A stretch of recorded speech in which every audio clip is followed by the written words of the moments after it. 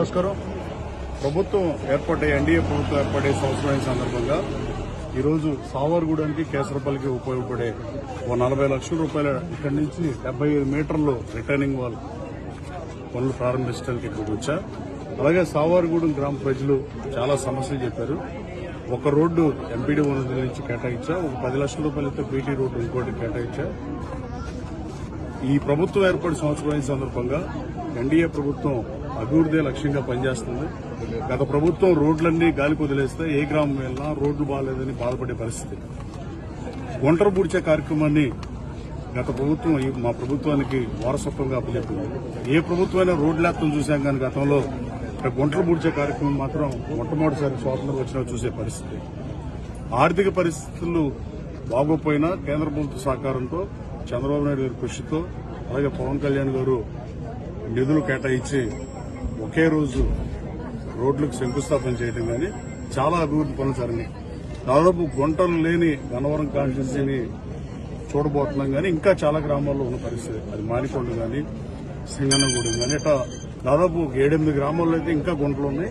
అవి సంబంధిత అధికారులతో 4 అడుగులు పూటీ గోతుల్లో ఉన్న పరిస్థితి. చాలా వరకు రోడ్లు వేసాం. ఎన్ఆర్జీఎస్ ఫండ్స్ తో 23 కోట్ల రూపాయలతో రోడ్లు వేసాం, పంచాయతీలతో వేసాం. మనకు మున్సిపాలిటీలు లేకపోవడం వల్ల, కార్పొరేషన్లు లేకపోవడం వల్ల మనకి నిధులు లేముంది. చాలా పంచాయతీలకి లైట్లు వేసేదానికి కూడా డబ్బులు లేవనే పరిస్థితి. 14th and 15th finance commission డబ్బులు కూడా వెనకెళ్లిపోయిన పరిస్థితి.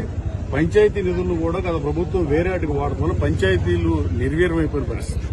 అలాంటి పంచాయతీలను బలోపేతం చేద్దామని ఈ గన్నవరం నియోజకవర్గంలోని చెరువులు తవ్వినప్పుడు సేనరైజ్ పంచాయతీలకు ఇమ్మన్నామని అనుకున్నా కానీ ప్రభుత్వం జీవోలో కేవలం ఫ్రీగా తోలమని ఉండటం వల్ల, రైతు సోదరుల కోసం ఇవ్వటం వల్ల గతంలో 10-15 సంవత్సరాల నుంచి గత 10 సంవత్సరాల పాటు ఈ నియోజకవర్గంలోని చెరువుల్ని కొల్లగొట్టిన పరిస్థితి.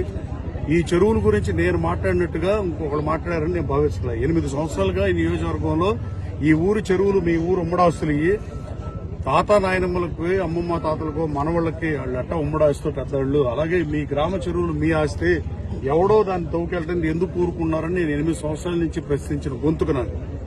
అలాంటి నియోజకవర్గంలో మొట్టమొదటిసారిగా ముస్తాబాద్ గ్రామంలో 400 ఎకరాల చెరువు ఉన్నా, ఎక్కడ ఏ చెరువు ఉన్నా వాళ్ళకి పర్మిషన్ ఇప్పించి పార్టీ నాయకులను పర్యవేక్షించమని ట్రాక్టర్లు తప్ప లారీలు ఎలవ చేయొద్దని మీ ప్రెస్ మీట్ పెట్టి నేను చెప్పడం జరిగింది. అలాగే మీటర్ కన్నా ఎక్కువ తవ్వితే అది తెలుగుదేశం పార్టీ అయినా, వైసీపీ అయినా, కాంగ్రెస్ అయినా ఎవరైనా అసలు ఎవరు కంప్లైంట్ పెట్టక్కర్లా. ఈవెన్ తెలుగుదేశం పార్టీ వాళ్ళు కూడా తవ్వినా శిక్షార్హులే, కేసు కడతామని చెప్పాం. సాయంత్రం 5:30 తర్వాత మైనింగ్ చేస్తే ఊరుకోము, రాత్రిపూట చేస్తే అని చెప్పాం. లారీలు వస్తే ఊరుకోమని చెప్పాం, కేసులు కడతామని చెప్పాం. అంత పారదర్శకంగా చేసాం ఈ నియోజకవర్గంలో. గత 10 ఏళ్లు చెరువుల్ని తాడి చెట్లు తవ్విన పరిస్థితి. కానీ 1 మీటర్ నుంచి ఎక్కడా తవ్వని పరిస్థితి. ఏ ఎంఆర్ఓ అయినా, ఆర్డీఓ అయినా, కలెక్టర్ అయినా వెరిఫై చేసుకుంటే నా నియోజకవర్గంలో 1 మీటర్ కన్నా తక్కువే తవ్వారు తప్ప 1 మీటర్ కన్నా ఎక్కువ తవ్విన పరిస్థితి లేదు. మీరు ఏ గ్రామం వెళ్ళైనా, జర్నలిస్ట్ సోదరులు కూడా అడుగుతున్నా, ఏ గ్రామం వెళ్ళైనా మీరు అడగండి. అందరూ రైతులు మట్టి ఊరిని తోలుకున్నారు. ఊరిని అంటే ఆ ట్రాక్టర్ కిరాయంతో నాకు తెలియదు. ఆ ట్రాక్టర్కి ఇచ్చింది ఆ లోడింగ్ డబ్బులు తప్ప ఇంకే రకమైన డబ్బులు లాభాపేక్ష లేకుండా మొట్టమొదటిసారి గన్నవరం నియోజకవర్గంలో చేసింది నేనే చెప్పడానికి గర్వపడుతున్నా. మీరు ప్రతి గ్రామంలో ఉన్న 84 పంచాయతీలు ఉన్న నియోజకవర్గంలో ఏ గ్రామం వెళ్ళైనా మీరు ఎంక్వైరీ చేయండి. అలాగే గత పాలకులకి ఇప్పటికే ఉన్న తేడాన్ని మీరు ప్రజల దృష్టికి తీసుకెళ్లాల్సిన అవసరం ఉంది. గన్నవరం అభివృద్ధి ఎజెండాగా పనిచేస్తున్నా. అశోక్ లైలాండ్ లాంటి ప్రతిష్టాత్మకమైన కంపెనీ ప్రభుత్వం ఏర్పాటైన తర్వాత గన్నవరం నియోజకవర్గానికి వచ్చినందుకు గర్వపడుతున్నాం. లోకేష్ బాబు వచ్చి దాన్ని ఓపెన్ చేసిన పరిస్థితి. మల్లవల్లిలో 1500-1600 మంది ఉద్యోగం చేస్తే 2024 మేకు ముందు ఇవాళ 4600-4800 మంది పనిచేస్తున్న పరిస్థితి. అశోక్ లైలాండ్ లో 600 మందికి ఉద్యోగాలు ఇచ్చిన పరిస్థితి.